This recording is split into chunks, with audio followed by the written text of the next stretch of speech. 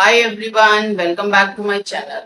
सो आज की जो क्लास है वो है इंग्लिश क्लास। इसकी क्लास है English class.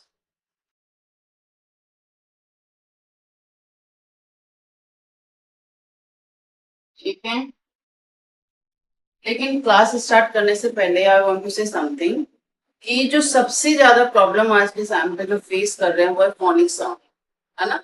You are agree?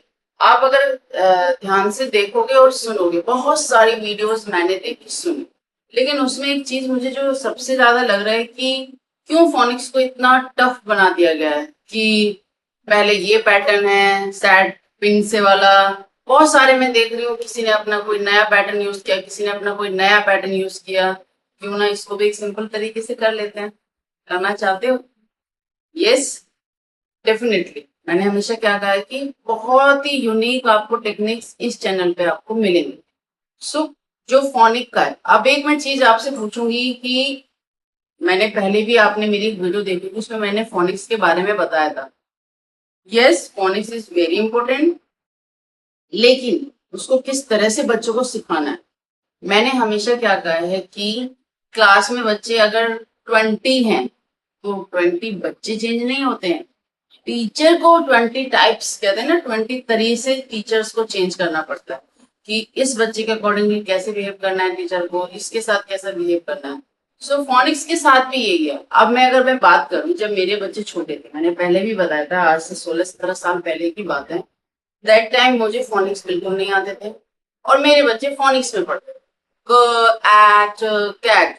और मैं उन्हें बोलती थी कि तुम इंग्लिश में हिंदी क्यों पढ़ रहे हो? तो वो बोलते थे मैम ने बोला है फोनिक में करना है। मैं बोला ओके। फिर मैं मैम से मिली, मैम ने बोला मैम आप छोड़ दीजिए, हम अपना आप करा लेंगे।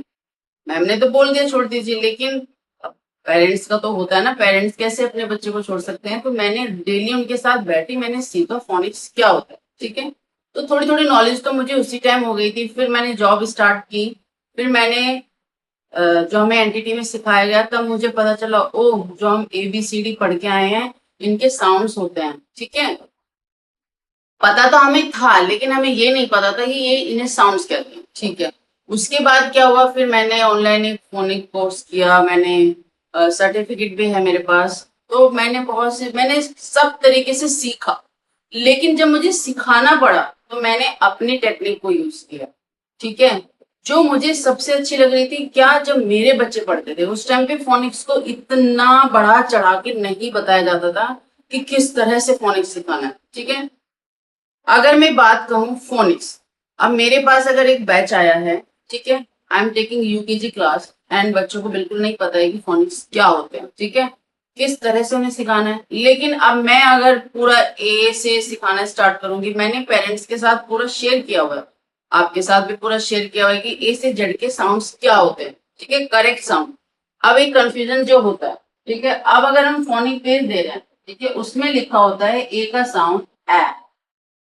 ठीक है, और एम का साउंड लिखा होता है म। बच्चा इसे क्या पढ़ेगा? म।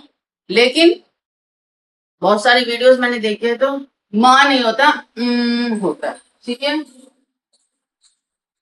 एन का साउंड न नहीं होता, होता है।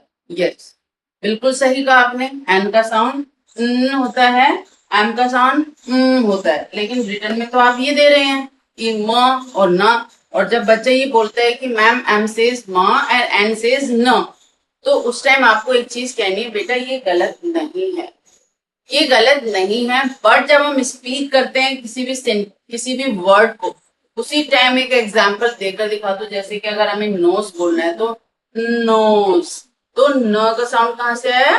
नो से, नोज। ठीक है, इस तरह से। तो बच्चे, छोटे छोटे बच्चे हैं, उनको इतना कंफ्यूज कर दिया है कि पहले आप ये वाला फॉर्मूला यूज करिए, है ना, मैंने बहुत देखा है, फिर ये वाला, फिर ये वाला।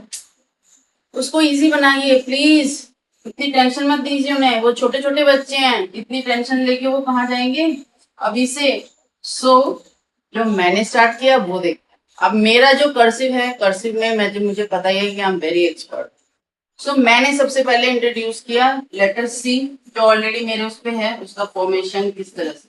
ठीक है, अब मैंने इसका साथ साथ क्या किया, इसका साउंड भी लिख दिया।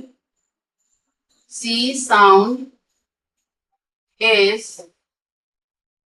ग, ठीक है। अब इसके बाद मैंने ए लिया, same A sound is a. मैंने कुछ नहीं बोला कि फोनिक्स याद करने हैं, मैंने कहा ना पेरेंट्स के बाद मैंने शेयर कर दिया, जो पेरेंट्स करा रहे हैं कि ए का साउंड ए, बी का साउंड मैं भी क्लास में कराती हूँ, लेकिन द फोकस क्या है, जो लेटर हो रहा है उसका साउंड मैं बताती जा रही हूँ, ठीक है। अभी हमारे ऑलमोस्ट 8 लेटर्स हो गए जो पैटर्न वाले हैं, उनके साउंड मैंने बच्चों को करा दिए। एंड आपको अगर देखना है कि प्रूफ कि बच्चे कैसे सीख गए हैं, तो मैं जल्दी ही आपके साथ वो वीडियो शेयर करने वाली हूँ, ठीक है। तो मेरा कहने का मतलब ये है कि पढ़ाई को इजी बनाइए, बच्चों को स्ट्रेस फ्री करिए, स्ट्रेस फ्री, ठीक है। सो आगे इस वाले पैटर्न को भी अगर आप आगे देखना है कि किस तरह से फोनिक साउंड ऐसे सीख जाएंगे बच्चे, तो बस एक ही काम करना है, फॉलो करते रहिए, लाइक करते रहिए, शेयर करते रहिए और खुश रहिए। बाय।